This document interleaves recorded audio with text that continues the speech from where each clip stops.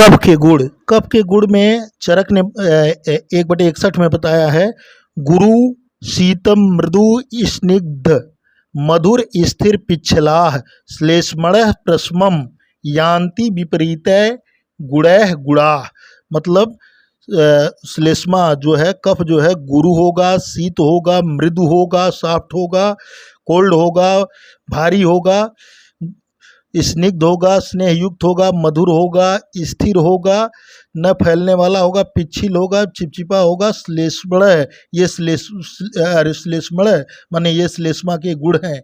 और प्रशमम यान्ति विपरीतय गुणैः गुणा, और इनके विपरीत गुणों से इसकी शांति होती है। माने गुरु का विपरीत गुण क्या होगा? लघु होगा, शीत का उष्ण होगा, मृदु का जो है कठिन होगा, स्निग्ध का दूसरा गुण होगा, स्निग्ध का रुक्ष होगा। तो ये जो विपरीत गुणों से इसकी शांति होती है, विपरीत गुणों वाले द्रव्यों से श्लेष्मा की शांति होती है। ये वाले गुणों से द्रव्यों, अगर किसी द्रव्य में गुरु, शीत, मृदु, स्निग्ध, मधुर, स्थिर, पिछला ये गुण है, पिछला ये गुण है तो श्लेष्मा बढ़ाएगा, लेकिन इसके विपरीत गुण है तो वो श्लेष्मा की शांति करेगा। फिर उसकी प्रशमम यान्ति विपरीतय गुणैः गुणाः, श्लेष्मा ही, फिर चरक ने बताया विमान स्थान में, श्लेष्मा ही स्निग्ध संलक्षण मृदु मधुर सार सांद्र मंद स्तिमित गुरु शीत सीता पिच्छिलाक्ष है। मतलब श्लेष्मा क्या है? श्लेष्मा ही मन है स्निग्ध संलक्षण मृदु मधुर सार सांद्र मंद स्तिमित, मतलब होता है जैसे कोई गीले कपड़े से ढका हुआ हो अंग, तो जैसा अनुभव होता है उस तरह। गुरु शीत और पिच्छिल, अक्ष माने स्वच्छ, पिच्छिल अच्छा है, मतलब पिच्छिल गुण होगा और स्वच्छ होगा, शीत होगा, गुरु होगा, स्तिमित होगा, मंद होगा, सांद्र होगा, सार होगा, मधुर होगा, मृदु होगा, संलक्षण और स्निग्ध गुणों वाला होता है। फिर बताया अष्टांग हृदय में कि अष्टांग हृदय और अष्टांग संग्रह में स्निग्ध शीतो गुरु मंद संलक्षणों मृत सन स्थिर कफ है। मतलब कफ जो होता है स्निग्ध होता है, मतलब स्नेह युक्त होता है, शीत होता है, कोल्ड होता है, गुरु माने भारी होता है, मंद माने न देर से फैलने वाला या देर से काम करने वाला, संलक्षण माने जो है चिकना, मृत्सन्न माने मलने पर अंगुली पर चिपकने वाला, मृत्सन्न माने मलने पर अंगुली पर चिपकने वाला होगा, स्थिर होगा, न फैलने वाला होगा, कफ है। तो मंद माने देर से काम करना, और स्थिर माने न फैलने वाला, एक जगह स्थिर रहने वाला, ये कफ के गुण है। फिर उसके बाद ये दो अष्टांग हृदय और अष्टांग संग्रह ने बताया। फिर उसके बाद फिर सुश्रुत ने बताया माधुर्य स्नेह गौरव शैत्य पैच्छिल्य गुण लक्षण है श्लेष्मा। माने श्लेष्मा मधुर होगा, स्नेह युक्त होगा, गौरव माने भारी होगा, शैत्य माने शीतल होगा, पैच्छिल माने पिच्छिल गुण से होगा। पिच्छिल का मैंने बताया है जो है चिपचिपा गुण होता है, पिच्छिल गुण लक्षण है श्लेष्मा, ये श्लेष्मा के लक्षण है।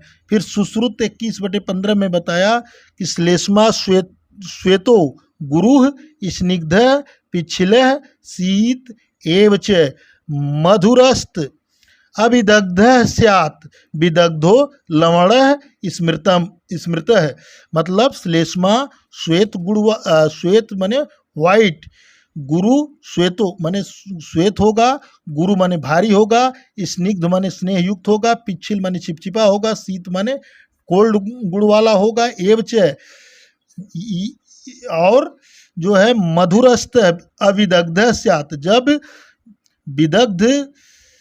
जब अविदग्ध रहता है तो उसमें क्या होता है? अविदग्ध स्यात् माने अविदग्ध स्यात् माने जब विदग्ध नहीं रहता है तब वो मधुर गुणों वाला होता है। विदग्धो लवण है स्मृत है, विदग्ध होने पर वह लवण गुण वाला हो जाता है। विदग्धो लवण स्मृत, स्मृत माने कहा जाता है। जब विदग्ध हो जाता है तो श्लेष्मा लवण युक्त हो जाता है, और जब अविदग्ध रहता है तो उसको स्यात माने तब उसको क्या कहा जाता है, तब वो जो है वो मधुर युक्त होता है।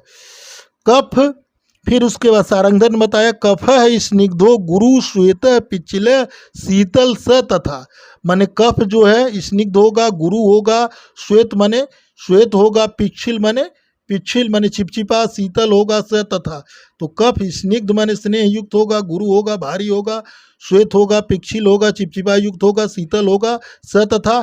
तमो गुणाधिक है, माने कफ जो है तम गुणों वाला होगा, तम गुण में अधिकता वाला होता है। स्वादु माने मधुर होगा, स्वादु मिदग्धो, विदग्धो स्वादु मधुर होगा, और विदग्धो लवणम भवेत, और विदग्ध होने पर लवण हो जाएगा। मतलब ये तमोगुण अधिक स्वादु माने मधुर होगा, और विदग्ध होने पर विदग्धो लवणम भवेत, विदग्ध होने पर लवण युक्त हो जाएगा। फिर काश्यप ने बताया सौम्य शीतो गुरु स्निग्धो बलवान कफ को बहु, मतलब सौम्य होगा, सौम्य गुण वाला होगा श्लेष्मा, मतलब जलीय गुण उसमें ज़्यादा होंगे, शीत होगा, कोल्ड होगा, गुरु माने भारी होगा, स्निग्ध माने स्नेह युक्त होगा। या कफ जो है व्यक्ति को बलवान बनाता है, कफ जो होता है व्यक्ति को बलवान बनाता है। चरक ने कफ के कर्म बताए हैं। तो स्नेहो बंध स्थिरत्वम च गौरवम वृष्टाबलम, गौरवम वृष्टाबलम क्षमा धृति, गौरवम वृष्टाबलम क्षमा घृति अलोभस्य कफ कर्मा अभिकारजम। तो स्नेहो, अब बंध को चक्रपाणी ने कहा क्या पढ़े, बंध संधिबंधन, तो स्नेहो संधिबंध स्थिरत्वम माने स्नेह युक्त होगा, संधिबंधन में स्थिरता प्रदान करेगा। छ गौरवम, छ गौरवम माने शरीर में भारीपन पैदा करेगा। वृषता माने वृष्यकर होगा। बलम माने बल कारक होगा, बल को बढ़ाने वाला होगा। क्षमा, क्षमा करने का गुण होगा, माने सहन शक्ति होगी, किसी को वो क्षमा कर देगा। धृति ही माने धीरता होगा, धैर्यवान होगा। अलोभस्य माने लोभी नहीं होगा। कफ कर्मा अभिकारजम, जब कफ प्राकृतिक अवस्था में रहता है तो ये कफ के कर्म हैं। माने क्या है, स्नेहो बंध स्थिरत्वम च गौरवम वृष्टाबलम क्षमा धृति अलोभस्य कफ कर्मा अभिकारजम। ठीक है। उसके बाद सोम एव शरीरे श्लेष्मा अंतर्गत, मने शरीर के अंतर्गत जो श्लेष्मा रहती है वो जलीय गुण सोम रहता है, सोम के रूप में रहती है। वो जब कूपित अकूपित शुभ अशुभानि करोति, जब कूपित होता है और जब अकूपित रहता है, तो कूपित को अगर हम कहें कि असाम्यावस्था और अकूपित को साम्यावस्था में बोलें तो शुभ अशुभ, कूपित अकूपित अवस्था में शुभ कर्म, अकूपित अवस्था में अशुभ कर्म करते हैं। करोति माने करते हैं, तद्यथा वो इस प्रकार है। ये मतलब क्या होता है, दाढ़ माने दृढ़ता प्रदान करना, दाढ़ माने दृढ़ता प्रदान करना, किसी चीज को दृढ़ बनाना। शैथिल्य, तो जब प्राकृतिक अवस्था में रहेगा तभी तो दाढ़ करेगा, दृढ़ता पैदा करेगा, और जब प्राकृतिक अवस्था में नहीं रहेगा तो शैथिल्य वहाँ पे पैदा कर देगा। उपचयम माने मोटा, मोटा करेगा कब, जब वो जो है अप्राकृतिक अवस्था में रहेगा, मतलब कफ जब कुपित हो जाएगा तो वो मोटा व्यक्ति को कर देगा। उसका गुण है कि उपचयम माने मोटा करना। और कार्श्यम, जब वो जो है अपने नॉर्मल लिमिट से कम हो जाएगा कफ तो पतला कर देगा। उत्साह, जब साम्य अवस्था में रहेगा तो उत्साह करेगा कफ। आलस्यम, जब कफ ज़्यादा बढ़ जाएगा तो अब व्यक्ति आलस्य करेगा। वृषता, जब सही सब ठीक प्रकार से कफ रहेगा तो वृषता माने वृष्य कारक होगा। क्लीवताम, और जब ठीक प्रकार से नहीं काम करेगा तो वो नपुंसकता कर देगा, या जब कब प्रकोपित अवस्था में आएगा तो क्लीबताम मने नपुंसकता कर देगा। ज्ञानम जब सही प्रकार से रहेगा तो ज्ञान पैदा करेगा, और अज्ञानम नहीं सही प्रकार से कब रहेगा तो शरीर में तो अज्ञान पैदा करेगा। बुद्धि करेगा जब सही प्रकार से सम्यक प्रकार से शरीर में कब काम करेगा तो बुद्धि को बढ़ाएगा। मोहम जब नहीं सही प्रकार से काम करेगा तो मोह पैदा करेगा। इति एवं आदिच ये और अप्राणी द्वंद्वानित, प्राणियों में इसी प्रकार के द्वंद्व है ना, ये जैसे एक दूसरे के अपोजिट है, ज्ञान अज्ञान, जैसे कहा दृढ़ता शिथिलता, उपचय कार्य, उत्साह आलस्य, वृषताम नपुंसकता, ज्ञान अज्ञान, बुद्धि मोह, तो ये द्वंद्व है, सुख दुख द्वंद्व है। तो ये द्वंद्व होने की वजह से तो वृषता नपुंसकता, ज्ञान अज्ञान, बुद्धि मोह, उत्साह आलस्य, उपचय कार्य, दृढ़ता शिथिलता, ये द्वंद्व है। तो ये द्वंद्व जो प्राणियों में द्वंद्व है, इस तरह के द्वंद्व है, शक्ति अशक्ति, तो जो ये द्वंद्व हैं इनको जो है, ये जो है जब प्राकृतिक अवस्था में रहेगा तो वो चीज़ समय वृष्टा करेगा, ज्ञान करेगा, बुद्धि करेगा, उत्साह करेगा, कार्य को बहुत मोटा नहीं होने देगा, और जब कुपित हो जाएगा तो व्यक्ति मोटा हो जाएगा, मतलब सम्यक प्रकार से व्यक्ति रहेगा। अकुपित तो दृढ़ता रहे, साम्यावस्था में दृढ़ता रहेगी, कुपित में शिथिलता आ जाएगी। तो ये जो चीज़ें हैं ये बहुत इम्पॉर्टेंट चीज़ें हैं।